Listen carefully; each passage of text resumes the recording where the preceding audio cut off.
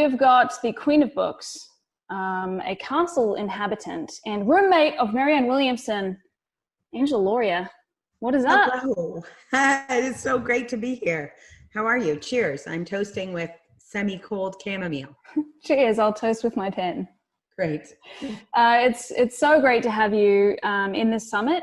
Thank you for taking the time to do it. I'm very excited for this magical conversation. Thanks for having me. I love this community. Why don't we, I just, did your intro, but why don't you just give us a really brief, in your words, because, intros are always fluffy.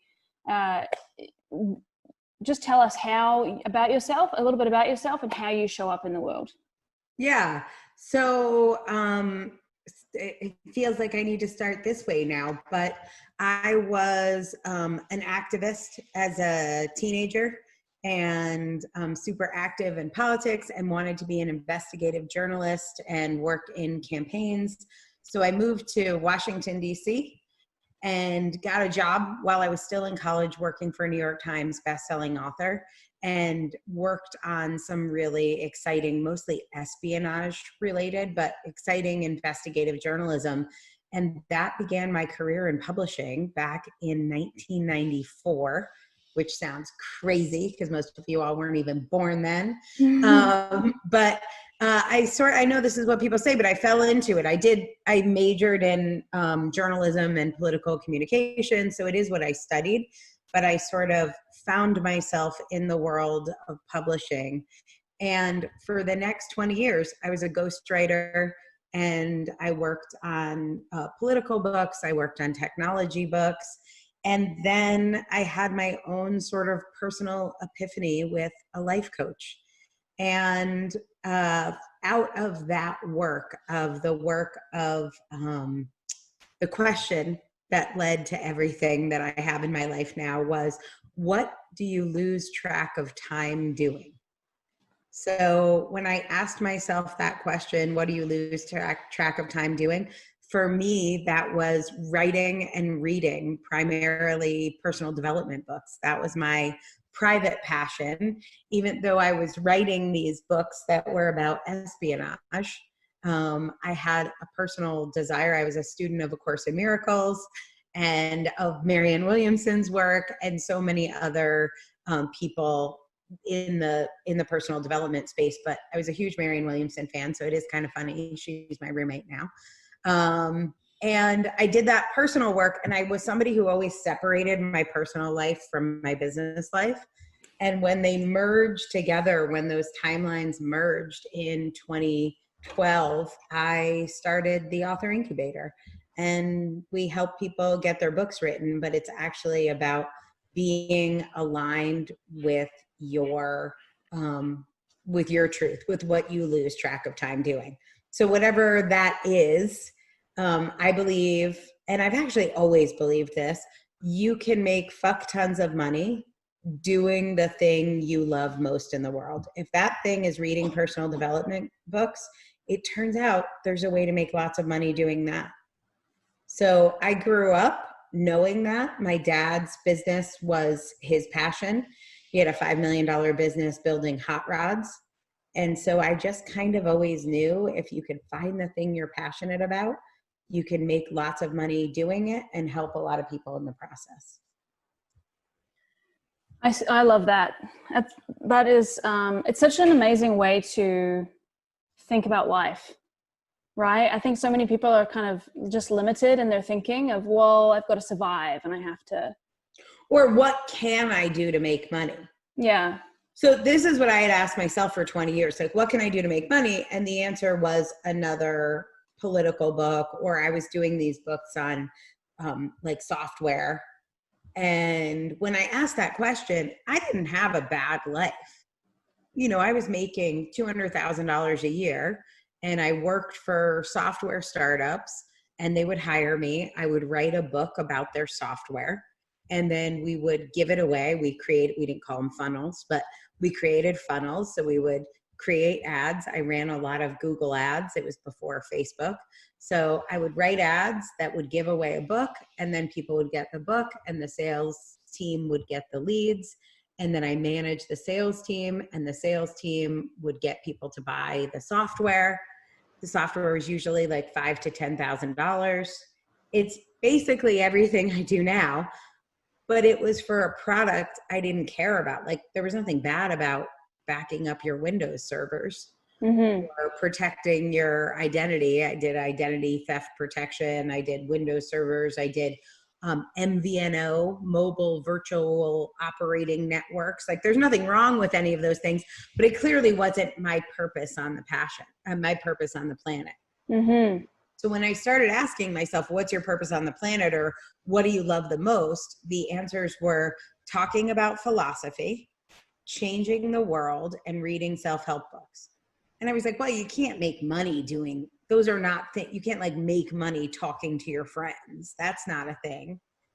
And one of the things working with a coach helped me with was the idea that, wait, what if actually talking to your friends and caring about changing the world and reading personal development books, you could make money at? And it turns out that's all I do all day long now, is talk about changing the world, hang out with my friends, and read personal development books. And I just take those tools that I built for the software companies, and I apply them to personal development, and made millions of dollars, made a whole lot more money than I did working for the software companies in the process. I think because I was aligned with what I'm actually here to do. So it's really about purpose. I think that's where it has to start. And it was so hard for me to see. Actually, that reminds me, when I think the first time we met, it was in New York at Unfair Advantage. About a year ago. Yeah, a year ago. And you spoke about, you spoke there, I don't know if you said it was your first time speaking. It was awesome. Whatever, it made a real impression on me. I remember you spoke about, and you'll have to retell the story because I'll butcher it, but you were at an event, and it was for one of those technology books that you were talking about, like something ridiculous and hilarious. And somebody told you, is this what you really want to do? Do you mind telling us that story? Yeah, it's actually a Jack Canfield story. That's so Jack right. Canfield is the guy who did Chicken Soup for the Soul. Yep. And he had a program, and the program was called, I think he might even still do it. It was like Bestseller Blueprint, how to make your book a bestseller or something. And what I did was I convinced this software company that I was working for to pay for me to go to this conference. It was like, I think we should make your book on Windows Server Backup a bestseller. And I know exactly how to do it, and pay for me to go to this conference. And I don't know, it was something, $5,000, $3,000. It was like a big amount of money. And I felt this moral obligation to make sure I got their money's worth, because it wasn't my money. So he asked if, he's like, I'm going to help you work on your titles. Does anybody want to come up on stage and I'll workshop your title? And I was like, pick me. And I went on stage, and he asked me, like, what title are you thinking of? And I said, Windows Server Backup 2.0. And I was very proud of this title. I love and it. He like looked at me weird. I didn't really know everybody at the personal development conference was writing their own books, and they were like, you know, self-love for women in transition. I thought everybody was like me. I don't know. Anyway, it was embarrassing. And then he did muscle testing with me, which I had never done muscle testing. I had no idea what that was.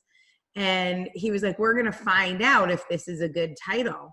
And what he was really testing was, is this the book I should write? Is this book aligned with my soul? And was I really, he's like, you can't have a bestseller if you're not passionate about the topic. And I was like, I'm passionate. And he's like, let's test. And like, I did not care about Windows Server Backup. I mean, I was dutiful to my client, but it wasn't really me being fully expressed. And that is not the only key to having a bestseller, but I will tell you it's a big one. You know, Jack was right about that. You're never going to really succeed doing what you think you should do, or what someone else thinks you should do, or what you can get paid the most to do. There's a whole nother game that you have to submit to or surrender to a bigger view. Well, it's like the energy that you're putting into the thing, right? It has to be your passionate energy. If you have someone else ghostwrite it and put it out there, sure, whatever energy they're putting into it will be that popular, right? Yep, exactly. And like, this is why we don't do ghostwriting at our company. A lot of my competitors do ghostwriting. I was a ghostwriter for 19 years. And we don't do ghostwriting because it actually messes up the karma of the book. I believe every book has its own, I call it a book journey. I have a podcast that I used to do called Book Journeys. Every book has its own journey. Every creation has its own journey. And when you have somebody else write the book, it becomes partly their journey. And so that writing a book actually isn't that hard. It takes most of our authors 3 to 6 days to write their book. When you get clear, it's a matter of typing. So you could just test right now, how many words do you type per hour? And a book is around 30,000 words. If you type 1,000 words an hour, it's going to take you around 30 hours to do your book. We could schedule that 5 hours a day for 6 days. That gives you lots of times for breaks and walks around the block and yoga. So you could be not rushed. Or we could do it in 3 days, 10 hours a day, and you'll be really fucking tired, but you'll get your book done in a weekend. So it doesn't take that long to write a book. The thing that takes a long time that's hard is getting into alignment with who you are and the journey the book is destined to take. So most of the time we work with our authors for 9 weeks to do a book. Most of that time, 8 weeks of it, is focused on becoming the person who wrote the book, on getting that clarity, that alignment, becoming someone who can channel the book. Then we spend a week writing it. Sometimes it's a day. Writing it's the easy part. If you type fast, you can do it in a day. That's not the hard part, but becoming the person who wrote the book, and this is true of anything you want to accomplish. You have to become that person before you accomplish the goal. It's like sharpening the axe, right? And then taking the last however long to actually chop down the tree. Right. Yeah. If you have a dull axe, we could be there all day. You're not going to get this tree chopped down. Mm-hmm, mm-hmm. But if you take the right amount of time to sharpen the axe, yeah, we can. The actual chopping it down isn't that hard. It's not easy. I'm not saying writing a book is easy, but it's not nearly as hard as most people think it is. That's so interesting. I know a lot about your programs. I've talked to you about them a lot and read a lot. But I didn't know that that's why that was structured in that way, and even how it was structured. So it's a 9-week program. The first 8 weeks is literally getting you in the zone. So it's a 9-week program, and you could write your book anytime in it. Once we do the muscle testing and approve you're in the zone. So for most of my authors, that takes the full 8 weeks. Every once in a while, we get someone who shows up. They're like, bam, bam, bam. I know exactly what I want. And they can get approved to start writing in a day or two. But for most people, for us to approve them to write, there's an inner journey you have to go on. Well, let's talk a little bit more about what that journey looks like for people. Can you give us any examples or? Well, I have a kind of a Venn diagram, and it goes like this. In order to be in alignment to write a book that makes a difference, the first thing we have to do anything that makes a difference, but the first thing we have to do is we have to define what does makes a difference mean. A lot of people start off by defining that as is really good. And then I say, like, by whose terms? Your third grade English teacher, your mom, like who, the New York Times book review, who is going to call this good? So we have to define, what do we mean by make a difference? And is good is not the answer. So the way we define makes a difference is that people actually buy it. So thousands of people are going to buy it, and we can test that because we could get a few people to buy it right now. They can pay $1 to be on the waiting list. You'll get the book for free, or you'll get the book for $1 if you sign up now. So we want to make sure it gets into people's hands. It gets into their hearts, which means they don't just buy it, they read it.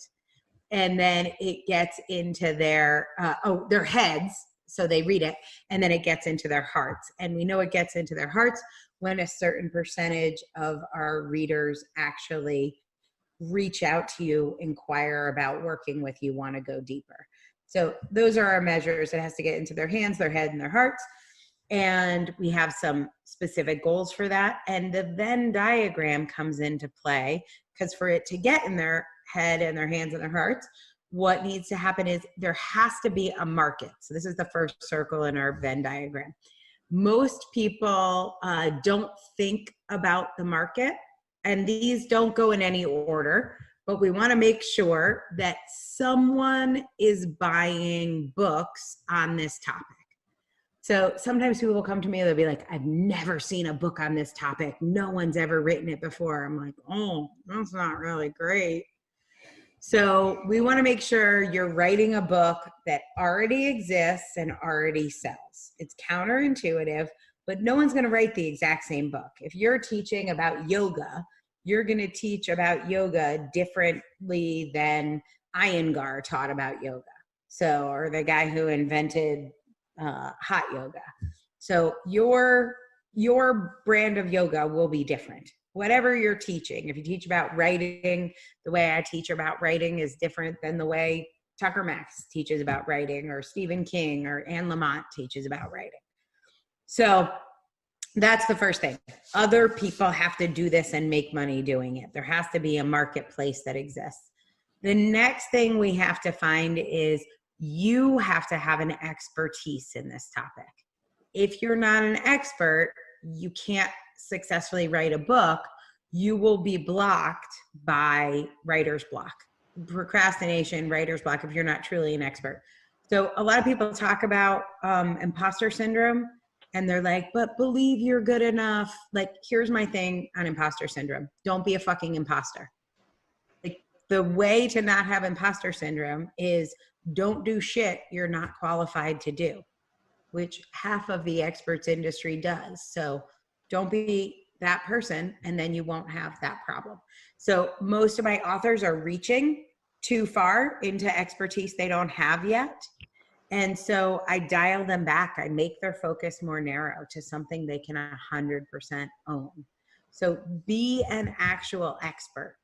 And then the third piece of it is you have to be passionate about it. This is where muscle testing comes in. I have to look in your eyes and I have to see a sparkle. So we could find the marketplace. Let's say the marketplace is being a helping dentists manage their front office staff. And then you could have the expertise. You have been in the front office of a dental office for 20 years.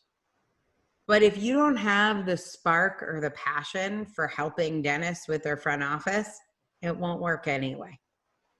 So we have to find a way to get your passion in there.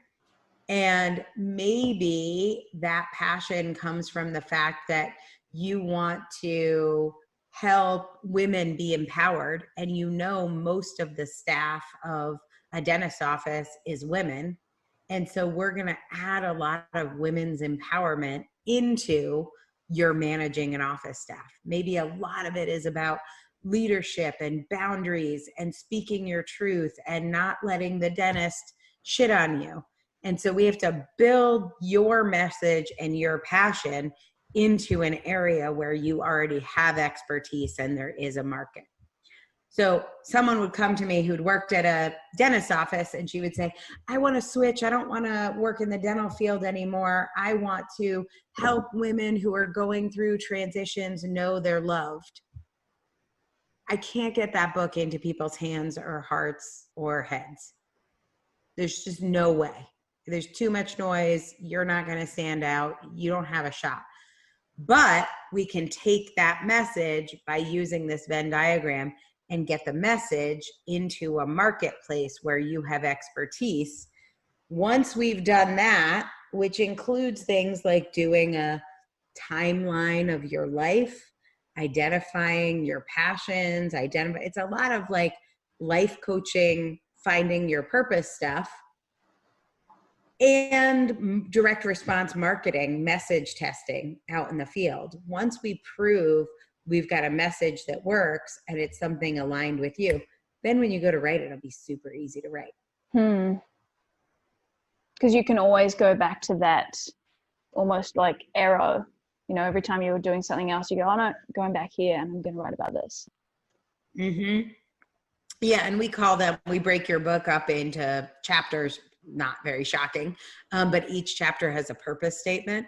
And so when we write, we're writing to a purpose statement. And then every chapter is a timed test. So you'll sit with us, we'll put on the timer for 2 hours, and you've got 2 hours to write an essay that fulfills that purpose. And they're really good. They're like fast and easy to write. And it's so much easier than you think it is when you don't have a structure and tools. So you have people write these essays and then they use them as the basis for the chapter, or is it? That's the chapter. That's the chapter. Then it goes through an editor and it gets fixed and transitions and turns of phrase. There's a lot of things editors can do, but they can't have your life. They can't have your brain. So we just need a brain dump from our authors. We tell them we want them to vomit out the draft, just like give us some shitty version of this story so we have something to work with. Then the editors can work magic, but they got to have something to work with. That makes total sense. And it makes sense that you would not just create, like sharpen the axe for the entire book and your own persona and your own, you know, all that zone stuff that you want to be in, but you actually do a similar thing for each chapter individually. So you're on the right track all the way through without getting lost in the wilderness. Yep. And look, most people can't do this on their own, not because they're like not good writers, not because they're losers. It's we've done 1,200 books. Like it's a skill to be able to keep yourself focused. That's why it's so much easier to write your book in less time. Our editors will just like sit with you. Oh, the cutest cat. My heart just melted. I saw the cutest kitten. But yeah, our editors can sit with you to get your book done in a way that if you're doing it over a year, you're going to be a different person. Imagine if you told yourself at the beginning of 2020, I'm going to write a book in 2020 and I'm going to write 1 chapter a month. Well, by the time March 16th hit and we all started taking for cover from COVID-19, your first 2 chapters would have been irrelevant. And by the time May 15th hit and we're 2 months into quarantine, your next 2 chapters would have made no sense. Trying to write a book over a year is impossible. Way too much happens. We change as people, the environment change, the needs change. So it's very, very challenging to spread writing a book out over a long time. And most people don't know that. And without the structure of an editor saying, write the next chapter, it's really hard to get it done. That makes so much sense. And so let's talk a little bit more about the type of person that you have to become in order not just to write a book, but it's everything, right? To write a book, to have success, to be a bestseller, to be a millionaire, to be all this, have whatever success looks like to you. What kind of stuff have you had to overcome in order to reach where you've reached? I'm pretty good at setting goals and creating a plan to reach those goals. That's always been something I've been good at. If the goal is write a book, I set the date I'm going to finish it and I come up with all the tasks and I do the tasks. And Marianne says, I'm an amazing outer wizard. She's like, you're a wizard of the outer world. That's all that stuff on the outside that, like, those are the steps. You do have to do them. Even for Marianne Williamson to write a book, she has to like set a deadline, sit down at a computer, type the words. Like those steps are required, but becoming the person who wrote the book is a totally different inner game. And that has to do with getting clarity on your purpose, your why. For me, my why is often like just because I like winning. And that will only get you so far. Where I had the big breakthrough is when I made a commitment to helping others and to serving. I call it a servant's heart. But once you can really make that commitment to having a life that stands for more than your own accomplishments, but how to use what you have to serve and elevate other people. And to me, that's the thing with a book. A lot of people come to work with me from a very narcissistic angle. So they don't realize that, but they come to work with me and they want to tell a story, and then they want people to like their book, and then they want to get good reviews. And that's all, it's fine. It's fine, but it's only going to get you so far. You might sell some books, you might sell some things, but for the most part, if it's about you, it's going to be really hard to get people to care, and you can't fake that. One of the things I always say is people only ever listen to what's in it for me FM. People are always tuned to the radio station of their own self-interest. And so when you're writing because you think you have an amazing story, or you're writing to tell about your story, it's usually too self-indulgent to get people to connect. That's why making sure there's a marketplace is so key. Because if there's no one that this book is going to serve, I always say, why are you writing it? One of the things I'll tell my clients is, let's say I got Jesus, Buddha, and Muhammad in a room. They all read your book. They say, super well written. We love it. And then nobody else reads it. Nobody reads it. Nobody puts an idea into action. No one finds it. Never gets pulled off a bookshelf. Will that be enough for you? And for most people, they think they just want to tell a story. They think, oh, I have a story to tell, but they're not thinking about the audience. And when I put it into that context, they're like, oh, right. If it's not for someone, what the fuck is the point? Yeah, exactly. They're often looking for validation, or looking for just to be kind of puffed up for their ego, rather than making a difference, right? Yep, without even realizing it. I think a lot of it is, I don't know, self-conscious or subconscious or ego. But yeah. Well, even we referenced before, setting a date and sticking to it for writing a book. I mean, most people who want to write a book have set a date, or in their head been like, 2020, I'm going to write my book. And it doesn't happen for whatever reason. Even though we're all confined to home, like, I want to write a book and I still haven't written it, right? I've had day after day of watching, Brooklyn Nine-Nine entire seasons, right? But I'm not right.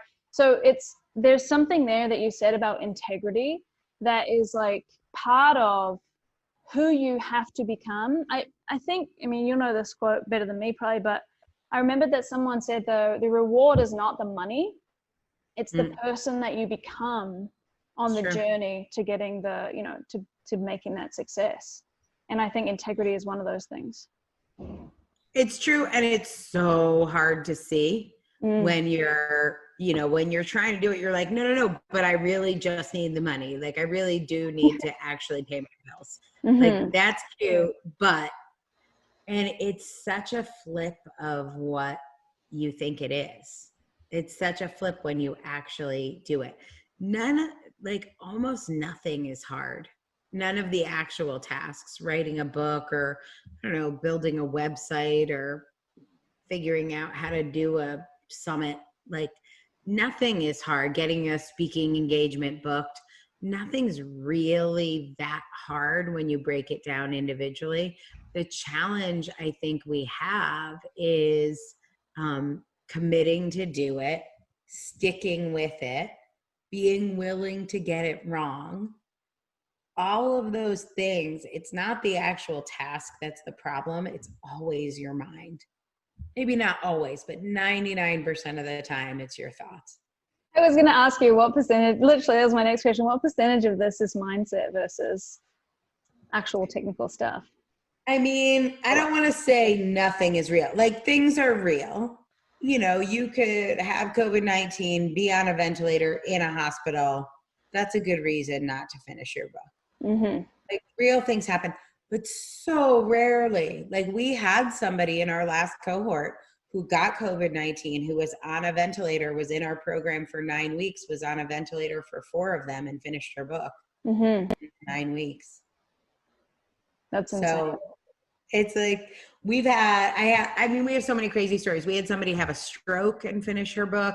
We had somebody have her baby 6 weeks early and finish her book. She like wrote while she was in labor, just kept writing through labor.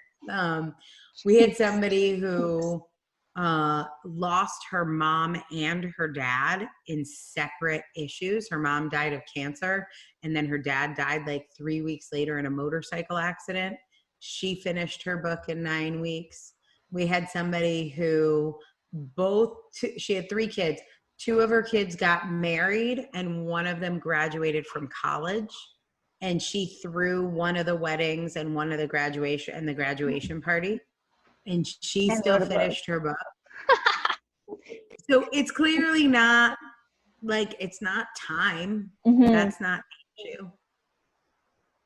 Yeah, So. absolutely. I think often it's, part of it is lack of clarity, right? It's not having got yourself into that zone. You don't have a clear path that you've spent weeks building and strategizing about. You know, you're just kind of like, I'd like to write this book, right?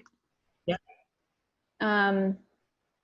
Well, so this is super illuminating. Definitely got way more questions for you, but probably we should start wrapping up.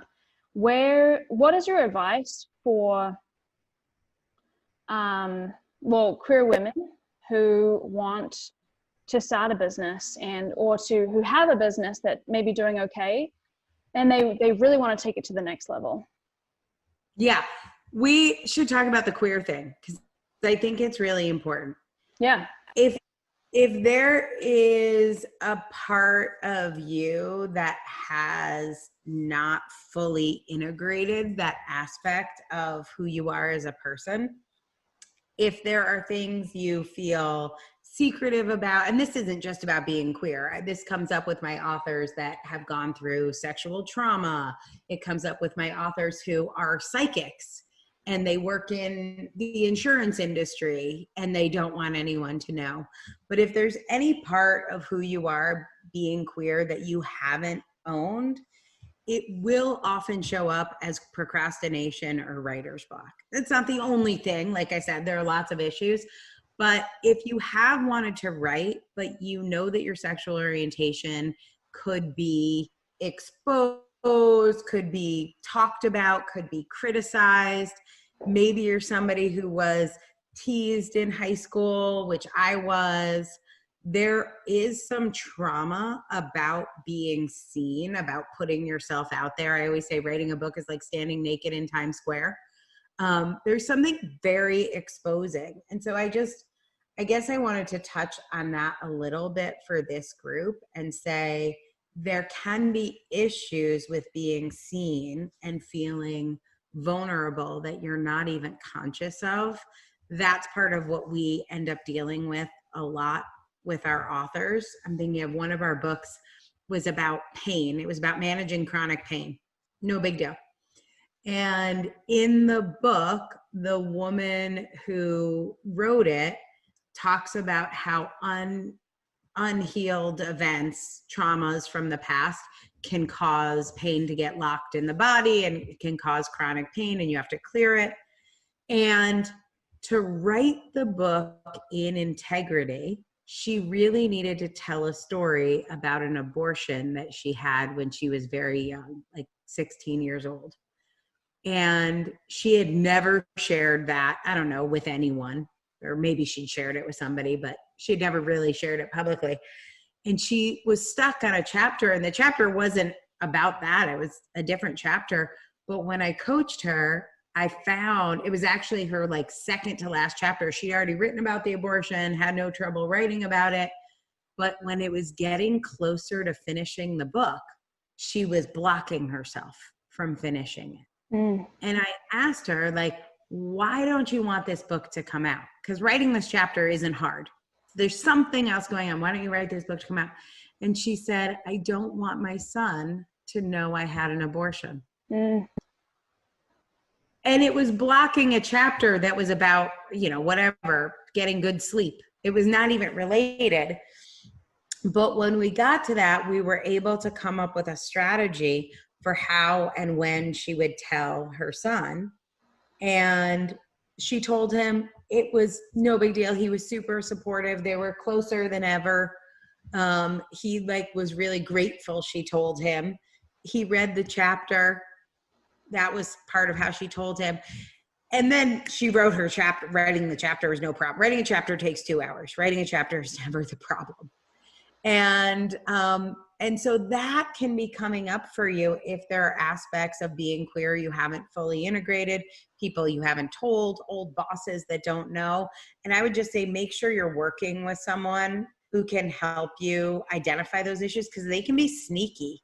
This one wasn't like conscious or on the surface. We had to do a little excavation to find it.